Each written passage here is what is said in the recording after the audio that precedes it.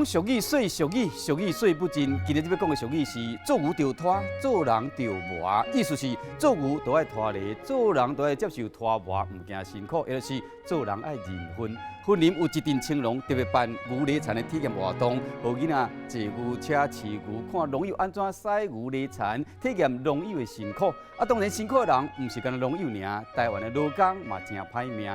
依照劳工局的统计，平均劳动工时全世界排名是第4名，在亚洲国家排名是第2名，敢若比新加坡较好一丝尔。过去10年，过劳往生的劳工有255个人，而且有少年化的趋势，这包括公务人员甲一般的劳工。论真讲，做人真正真辛苦，若将吃苦当作吃补，心情就较快活。今日讲的俗语是：做牛着拖，做人着磨。